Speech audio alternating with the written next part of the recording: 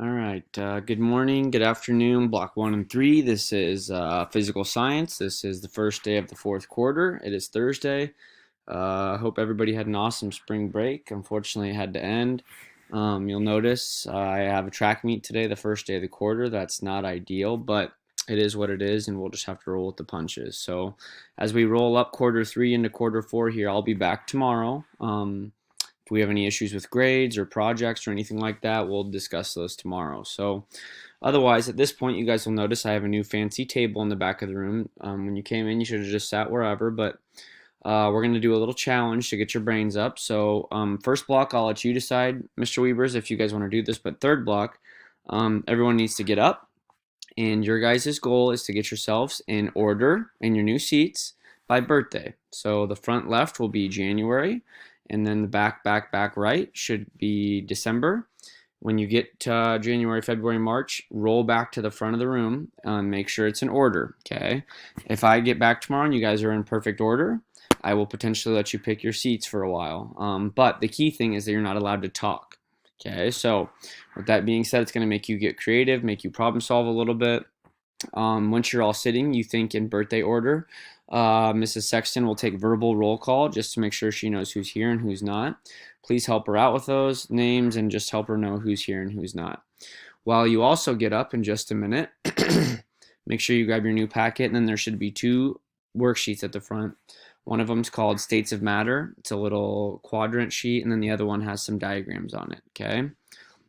So, with all that being said, everyone, you should now, if you haven't, pause it and work on your silent seating challenge.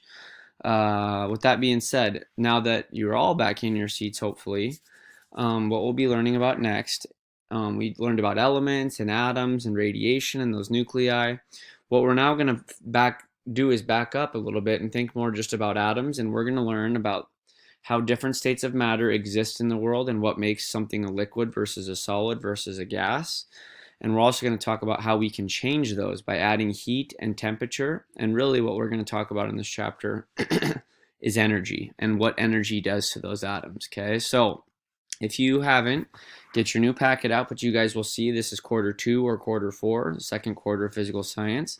There's a few things, if you look down at those objectives, some of those should look familiar, but what we always want to do is take what you guys learned in middle school and take it to the next level. And what we really want to start learning is why are Yetis so good? Why are styrofoam cups good insulators? Why do we use metal pans to cook? And things like that. So we always want to be connecting this to the real world. Okay, so open those packets to the first page.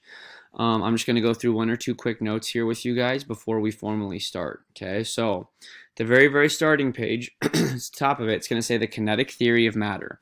So we've learned a little bit in this class. We've learned about homogeneous matter and heterogeneous matter.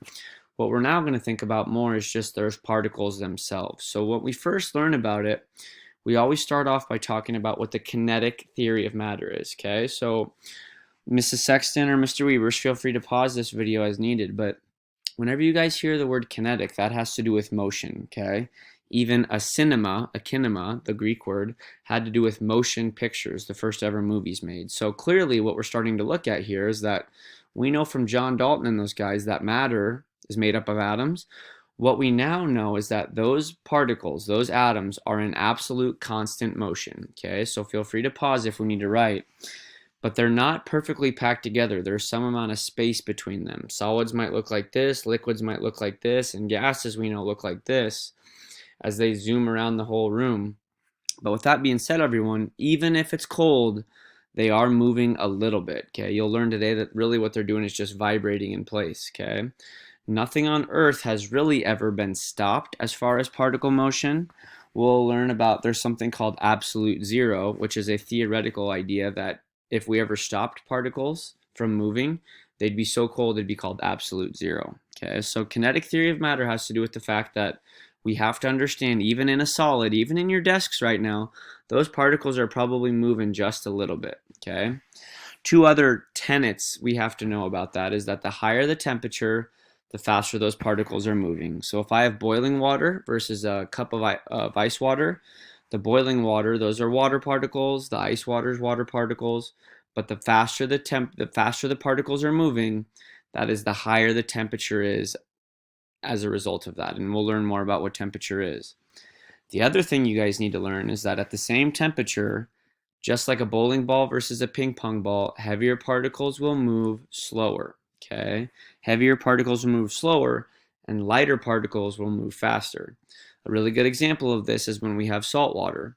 So we know that those salt particles weigh about 55 AMUs and the water weighs 18 AMUs. So right now, how about Mrs. Sexton, pause the video in a minute, but you guys tell me if we boil salt water, what happens and why. So pause it and then discuss when you're ready.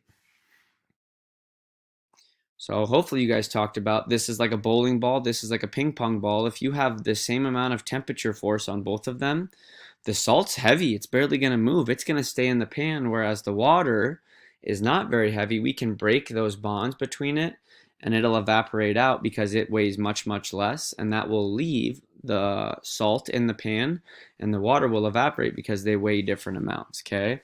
So that's really what we're starting to get into here is these different states of matter and how they work, all right? Now, I know you guys have learned a little bit about this, but we want to take it to the next level. So the 4 states of matter you'll learn about in this class are obviously solids and liquids and gases, but then we're also going to introduce the idea of plasma in this class, okay? So you guys are going to kind of actually divide and conquer on your own. So you can use your textbooks. You guys know where they're at, back behind the fume hood.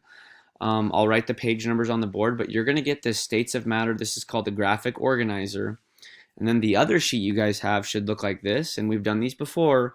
You're going to go cut out these characteristics and pictures and descriptions, and they're going to go on here where they belong, okay? So I think you guys all know that this picture right here is probably a solid, okay? So you'll go cut that out. They're very, very packed together.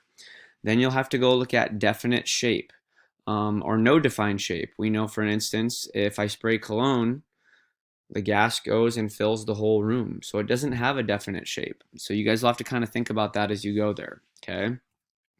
What you'll do is you'll get together. You can use your Chromebooks and your textbooks.